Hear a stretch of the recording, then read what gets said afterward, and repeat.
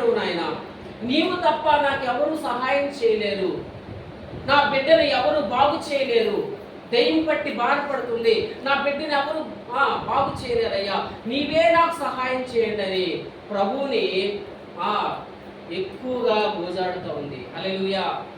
చూడండి, నాకు సహాయం చేయమని అడుగుతుంది. మనకు సహాయం చేసే వాళ్ళు ఎవరు చెప్పండి? ప్రభువు తప్ప ఈ లోకంలో మనకి ఎవ్వరూ సహాయం చేయలేరు. ఒకవేళ నాకు డబ్బు ఉంది కదా, నా డబ్బు ద్వారా నేను ఏమైనా చేస్తాననుకుంటే డబ్బు ద్వారా ఏమీ జరగదండి.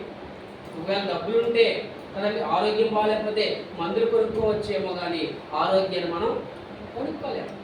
ఒకవేళ పడుకోవడానికి మంచి మంచాలు, మంచి పరుపులు కొనుక్కోగలమేమో కానీ ఏంటంటే నిద్రను కొనుక్కోలేము. ఒకవేళ డబ్బులుంటే మంచి ఆహారం వండుకొని మనం తినగలమేమో కానీ కదండి, ఆహారం కొనుక్కోగలమేమో కానీ ఆకలిని మనము కొనుక్కోలేము. ఆకలి వేస్తేనే కదా మనం అన్నం తింటాం.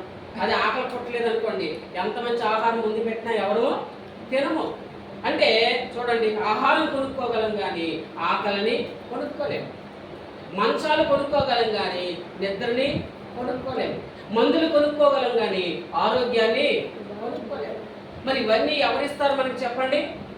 ప్రభు ఇవ్వకపోతే మనము ఏమి చేయలేమండి, ఏమి చేయలేము.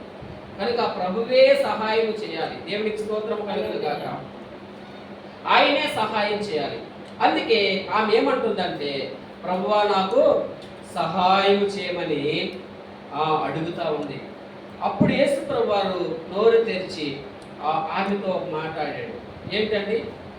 పిల్లల రొట్టె తీసుకొని కుక్క పిల్లలకు వేయట యుక్తము కాదని చెప్పాడు. ఆయన మాట వదిలాడు. ఆయన ఎంత మాట అండి, కొంచెం వినడానికి ఇబ్బందికరంగానే ఉంటుంది ఈ మాట. ఎటువంటి మాట అన్నాడు యేసయ్య? పిల్లల రొట్టె తీసుకొని కుక్క పిల్లలకు వేయట యుక్తము కాదు కదా అన్నాడు. అంటే ఒక రకంగా ఆమెను దేనితో పోల్చాడు? ఆయన ఒక్క పిల్లతో పోల్చాడు. ఒకవేళ అదే స్థానంలో మనం ఉంటే మనకి వెంటనే మనసు చివుక్కుమంటది. ఏంటి ప్రభు ఎంత మాట అనేసాడు, మమ్మల్ని కుక్క పిల్లలతో పోల్చాడు ఆయన అని అనుకుంటామా లేదా? ఇశ్రాయేలీయులేమో గొర్రెలు అనుకున్నాడు ఆయన, మమ్మల్ని ఏమో మేము కనానీయులమని చెప్పి మమ్మల్ని ఏమో కుక్క పిల్లలతో పోలుస్తున్నాడని చెప్పి మనసు చివుక్కుమంటది అంటది కదండి. కొంతమంది అయితే ఏం చేస్తారండి, పొరపాటున ఎవరైనా సరే కుక్క అని అన్నామంటే చాలు ఇక వాళ్ళ మీద చలలేకపోతారనమాట.